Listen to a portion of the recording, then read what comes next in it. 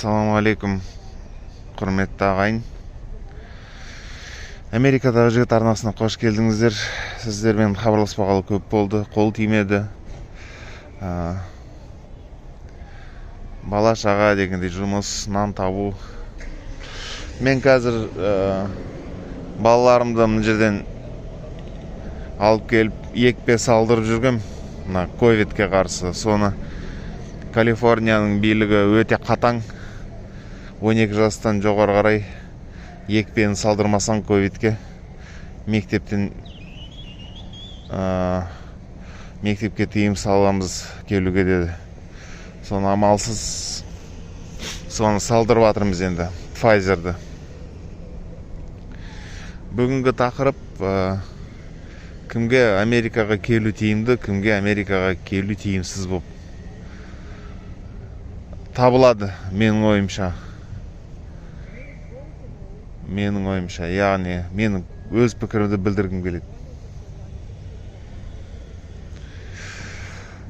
Яғни өз елінде біраз жетістіктерге жеткен, одан кейін жасы 35-тен 40-тан асқан адамдарға сәл болса да өз елінде жақсы өмір сүрген, баспанасы болған, көлігі болған, жылына бір рет шетелге қыдырып келетін адамдар, сол ағылшын тілін білсе де, мына жаққа келгеннен кейін ол ағылшын тілі британдық версия екенін білмейді. Біз, яғни бұрынғы СССР республикаларында оқып жүрген ағылшын тілі Британияның версиясы, Британияның нұсқасы. Одан кейін мына жақтағы қолданылатын сөздердің барлығы басқаша, яғни біз білетін сөздердің синонимдарын қолданады. Біздің оқу орындарында білмейтін сөздерді, яғни біледі, бірақ сөздіктер жазылып тұрған сөздіктерде, бірақ оқулықтарда ондай сөздер пайдаланбайды. Ал Америкаға келгеннен кейін бүкіл сөздердің барлығы басқаша. Ол бір, яғни ағылшын біле тұрса да келгеннен кейін мына жақта түк білмегендей болып қалады. Екіншіден, мысалы қазақ тілін енді үйренген адамдар қазақ емес. Қазақ, орысша өскен қазақтарда сөйлегенде бір түрлі сөйлейді ғой. Акцент дейді ғой, акцент білдіреді. Кейбір әріптерге, сөздерге тілдері келмей, соны біз байқап қаламыз. Сол сияқты бізде мына жақта біз өз құлағымызға ағылшын тілді өте жақсы сайрап тұрғандай боламыз. Мына жаққа келгеннен кейін басқаша естіледі екен барлығы. Олар оны байқайды. Сол себептен адамдармен жұмыс жасайтын жерге, кеңселерге, ресми жұмыстарға ондай адамдарды алғысы келмейді. Яғни өз еліңізде сіздер кеңседе жұмыс жасап үйренген адам болсаңыз, мына жақта Америкаға келгеннен кейін ағылшын тілін білем деп келетін болсаңыз, бәрібір сізге ондай ресми адамдармен жұмыс жасайтын жерге жол жабылады. Себебі тіліңіз жеткілікті дамымағаннан кейін, жеткілікті білмегеннен кейін, дұрыс сөйлей алмағаннан кейін сізді ондай жұмысқа алмайды. Ол үшін бір 5-10 жыл осында жүріп, солардың тілдеріне үйреніп, тіліңізді соған майыстырып келтіріп, соларға ұқсап сөйлейтін болсаңыз, сонда ғана бір шанс ашылады. Бірақ екінші мәселе бар, насыл дейді ғой. Теріңіздің насылы. Біз азиатпыз, ал мына жақтағы басым болып жатқан 80% ақ адамдар.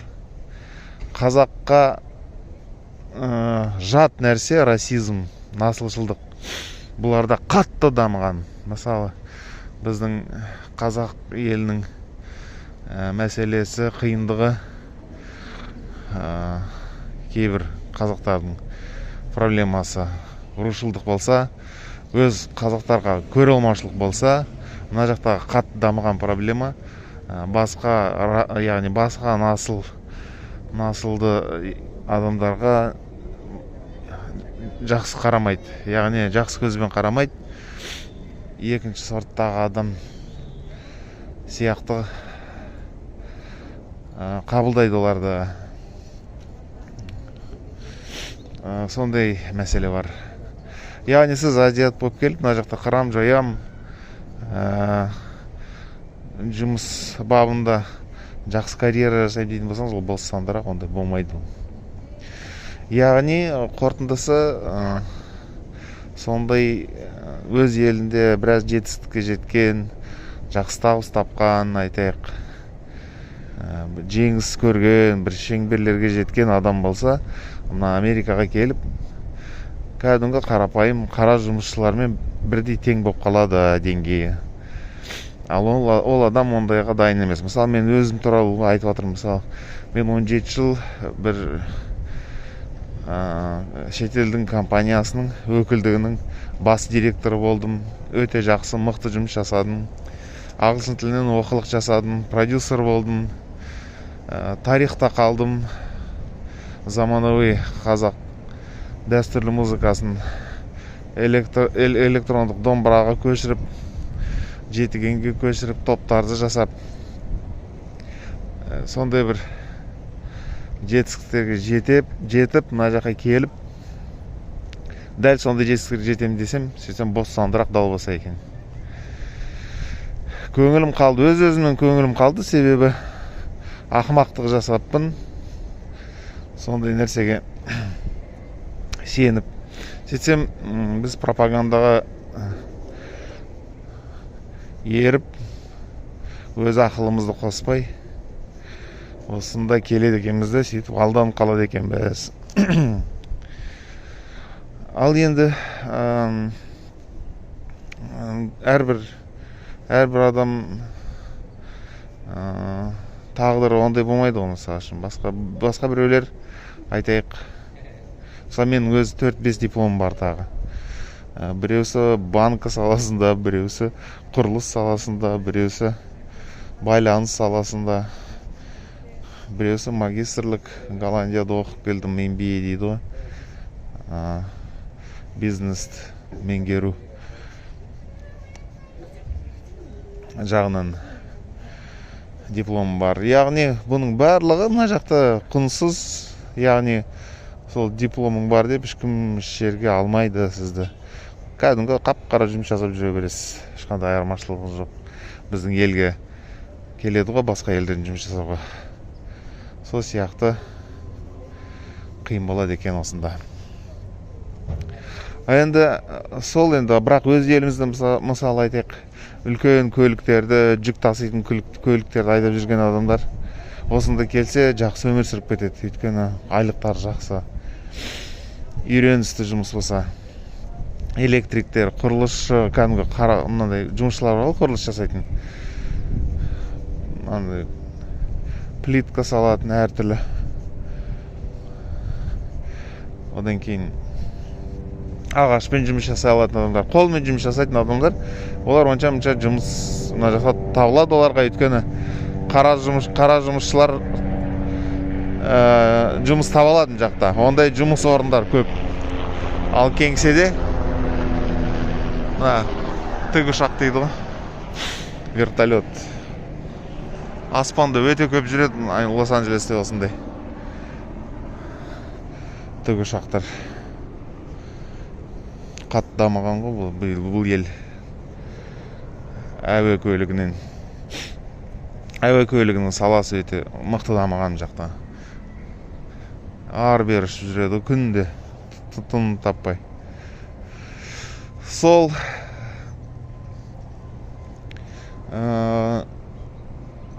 ол кісілерге келуге болады. Одан кейін жас балаларға осында оқуға түсіп, егер ақшасы болса, болмаса мүмкіншілігі болса, оқып, одан кейін ары қарай оқу орнын бітіргеннен кейін сол университеттер өздерінің диплом алған студенттеріне көмек береді жұмыс табуға. Онда да алғашқы жұмыс өте қарапайым жұмыс болады. Бірақ кеңсеге жұмысқа тұруға болады. Мысалы, программист болса, сол программист ретінде бір кеңсеге жұмыс орын тауып береді, бірақ аз ақшаға. Одан кейін жұмыс андай қатты жауапты болмайды. Сол 1-2 жыл сондай жерде жұмыс жасайды. Одан кейін жұмыс деген жерде үлкен бастықтардың сеніміне кірсе, одан кейін ары қарай жайлап өсуге болады. Болмаса соның өзі резюме дейді ғой, резюме өзінің тәжірибесіне сол 1-2 жыл қарапайым жұмыс жасаған орын жазып алады. Өзінің тәжірибесі ретінде. Сөйтіп ары қарай жұмыс іздесе болады нарықта. Бірақ жұмыс өз еркімен жұмыс іздеп табу өте қиын мұнда. Қайттан сол насылшылдық бар, азиат дейді. Бір жағынан, екінші жағынан үлкен бәсекеге түсесіз. Себебі мына жақта бүкіл дүние жүзінің адамдар осында ұмтылып келеді Америкаға. Өздеріңіз ойласаңыз, бір кезде 140 миллион болған адам бір 10 жылда ма, 15 жылда ма 340 миллион болып кетті ғой. 2 есе өсіп кетті.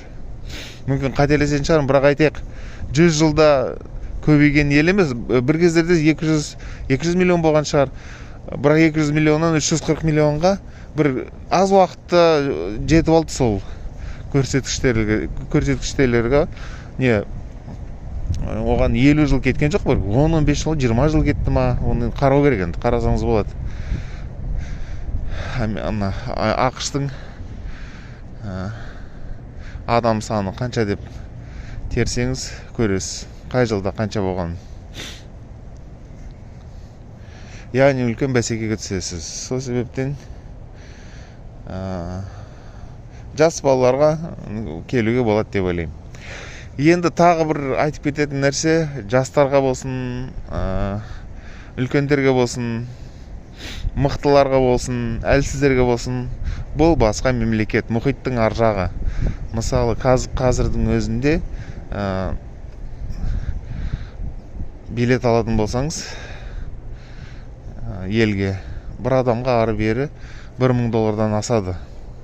Кейін сіз барған кезде құрғылы бармайсыз. Қалсаңызға тағы $1000 салып алу керек. Сонымен $2000. Жылына $2000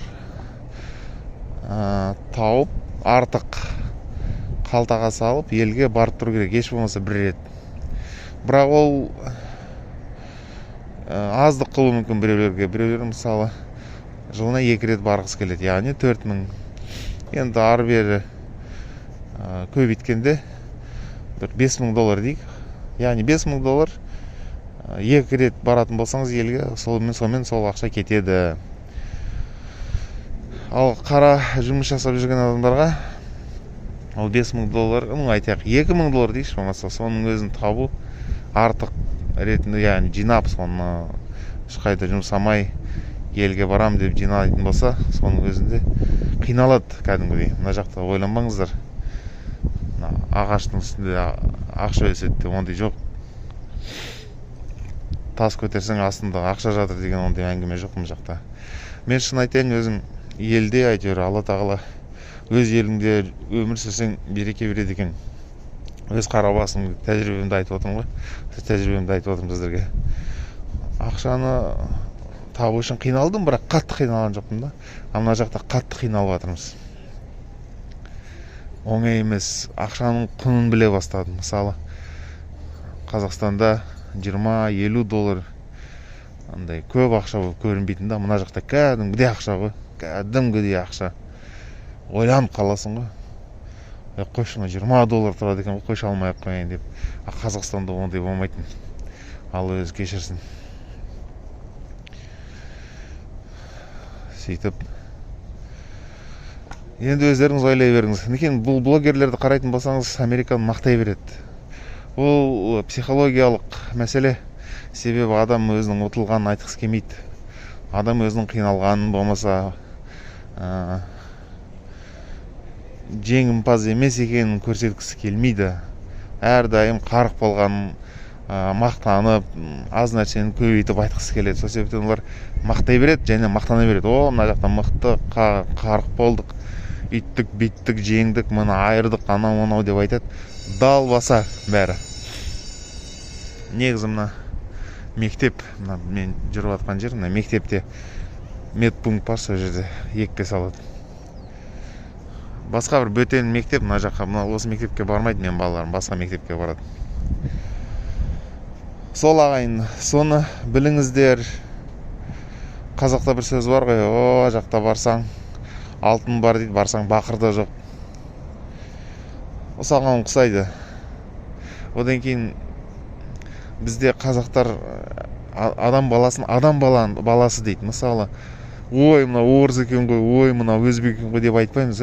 Міне өзіміздің адамдар бәрі көзіміз үйренген. Керек десеңіз Африкадан, басқа жақтан асылы басқа адамдар келетін болса, таңсан бір қарайтын шығармыз алғаш кезінде. Бірақ оларды біз кемсітпейміз.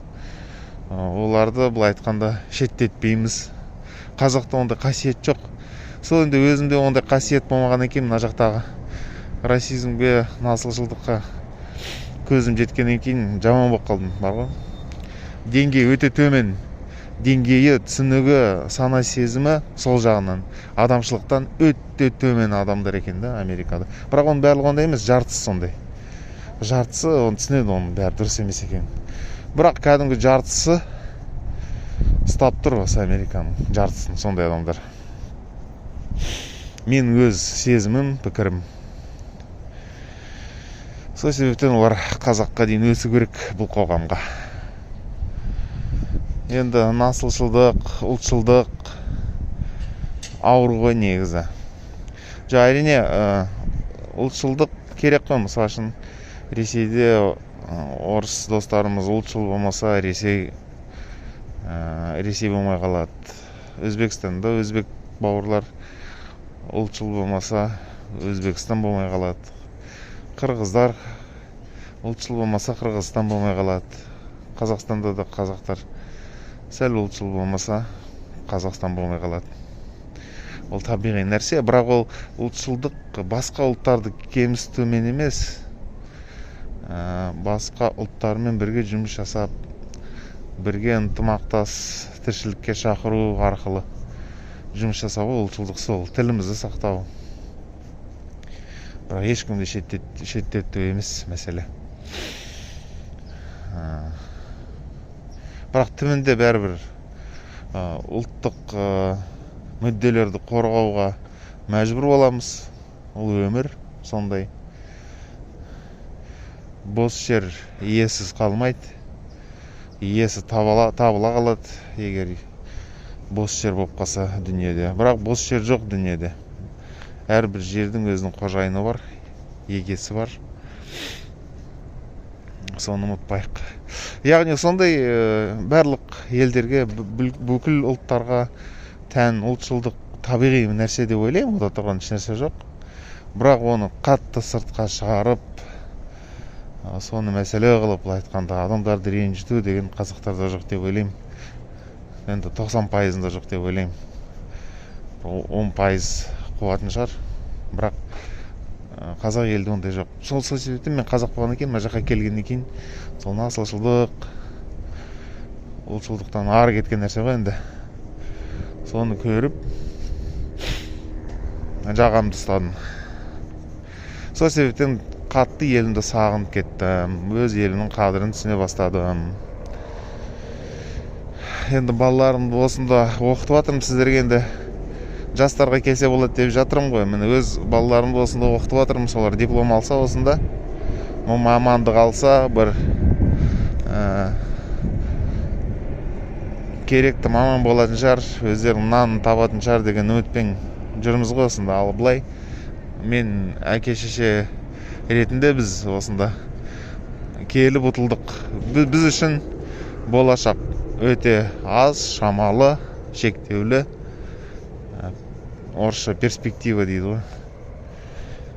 Жоқ деп айтуға да болады. Егер өз бизнесіңізді жасамасаңыз, болмаса шамадан тыс нәрсені жасамасаңыз.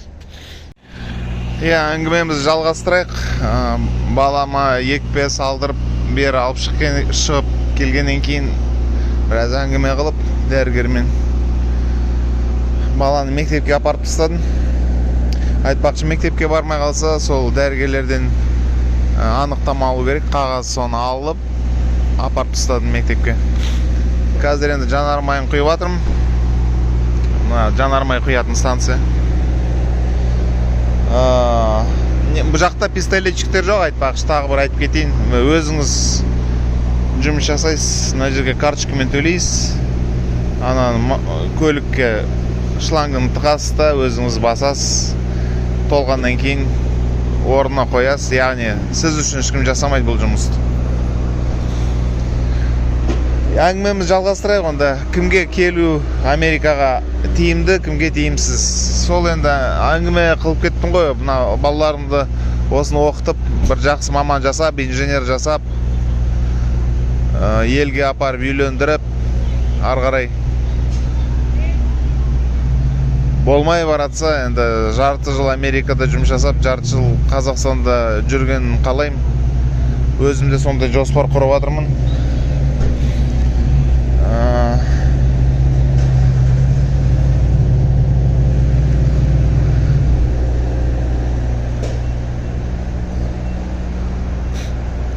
Сол біздегі жоспар. Жат ел болғаннан кейін мына жақта жаның тыныш болмайды екен бәрібір.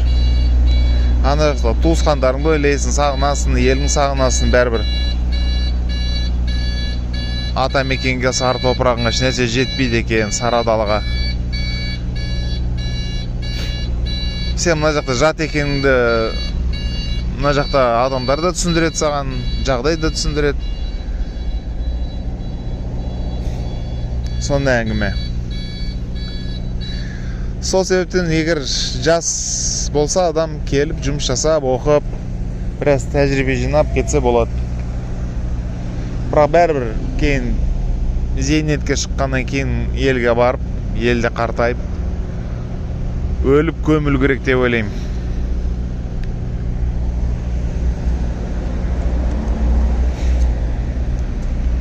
Сол ағайын.